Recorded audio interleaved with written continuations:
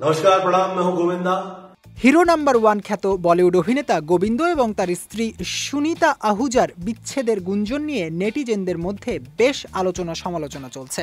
গত কয়েক মাস ধরেই তাদের ৩৭ বছরের দাম্পত্যে চিড় ধরার খবর শোনা যাচ্ছিল, কিন্তু প্রতিবারই জল্পনা উড়িয়ে দিয়ে এই দম্পতি দাবি করেছেন তাদের সম্পর্ক একেবারে অটুট।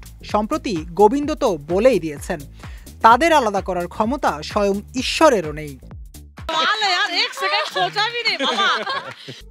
এবার সেই সুরে কথা বললেন স্ত্রী সুনিতা আহুজা।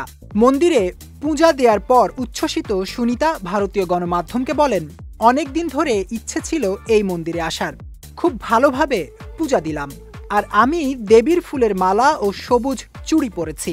আমার বিশ্বাস আমার সিঁথির সিঁদুর মা অক্ষত রাখবেন, আর কেউ আমাদের আলাদা করতে পারবে না। তবে মুখে সম্পর্কের দৃঢ়তার কথা বললেও মাঝে মধ্যেই স্বামীর অস্থিরতা নিয়ে উদ্বেগ আর আক্ষেপ যেন চেপে রাখতে পারেন না সুনিতা।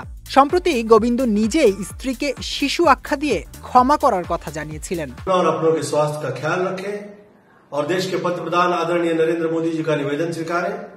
স্ত্রীর এই চঞ্চল মতি সম্পর্কে অবশ্য অবগত গোবিন্দ। তিনি বলেন তার মন পরিষ্কার, তবে এমন কিছু কথা বলে ফেলে যেগুলো বলা উচিত নয়। এদিকে বিচ্ছেদের গুঞ্জনের মাঝেই গোবিন্দ স্ত্রীকে বিশাল সোনার হার উপহার দিয়ে ফের আলোচনায় আসেন। এদিকে সুনিতা সাম্প্রতিক সময়ে ব্লগিং শুরু করেছেন, আর এ কাজকে কেউ কেউ তার নতুন উপার্জনের পথ তৈরি করার চেষ্টা হিসেবে দেখছেন। সব মিলিয়ে বিচ্ছেদ গুঞ্জন আর ভালোবাসার প্রতিশ্রুতি, এই দুয়ের দোলাচলে আপাতত খবরের শিরোনামে গোবিন্দ সুনিতা দম্পতি।